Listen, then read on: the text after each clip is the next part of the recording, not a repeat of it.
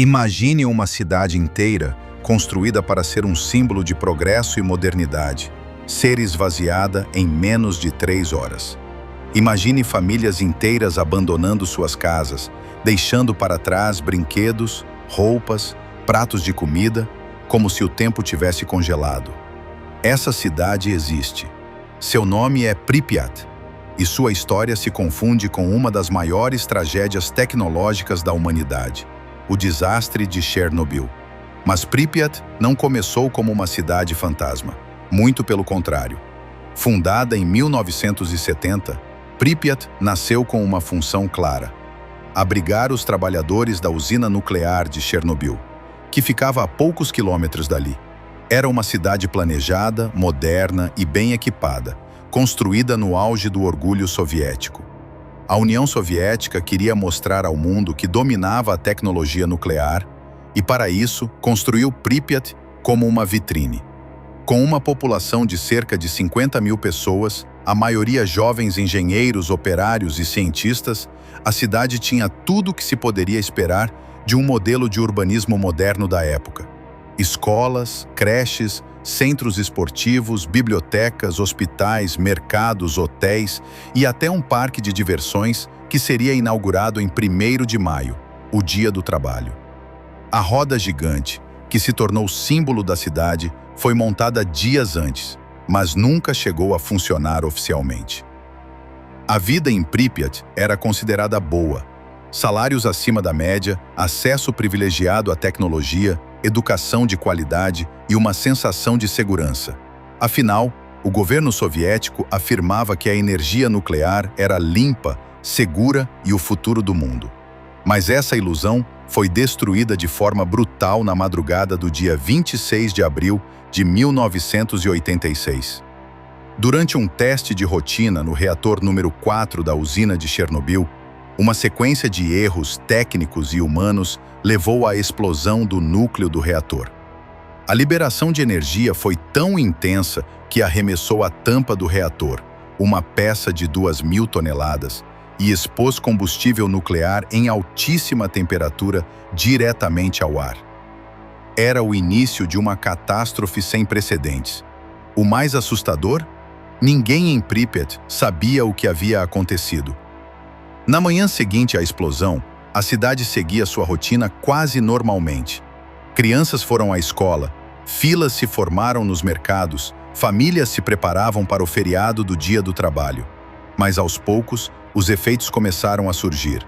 Dores de cabeça, náuseas, gosto metálico na boca, ardência nos olhos, sem que ninguém soubesse o motivo. Enquanto isso, uma nuvem radioativa invisível se espalhava por toda a cidade. A radiação já era... Os moradores foram informados de que deveriam deixar suas casas temporariamente, por apenas 3 dias, e levar apenas o essencial. Muitos acreditaram, deixaram animais de estimação, documentos, objetos pessoais e até dinheiro. Em poucas horas, cerca de 1.200 ônibus evacuaram os habitantes para vilarejos vizinhos, onde seriam realocados. Mas ninguém jamais voltou para morar em Pripyat. O que ficou para trás se transformou em um cenário fantasmagórico. Salas de aula com cadernos abertos, brinquedos nos jardins das creches, roupas penduradas em varais, mesas postas, tudo congelado no tempo, como se alguém tivesse apertado o botão pause na história. E então começou o verdadeiro pesadelo. As autoridades tentaram, a princípio, encobrir a gravidade do acidente. Não houve alerta imediato à população da região. Não houve evacuação em cidades vizinhas. Só após sensores de radiação na Suécia detectarem anomalias é que a comunidade internacional ficou sabendo do ocorrido. O impacto foi devastador.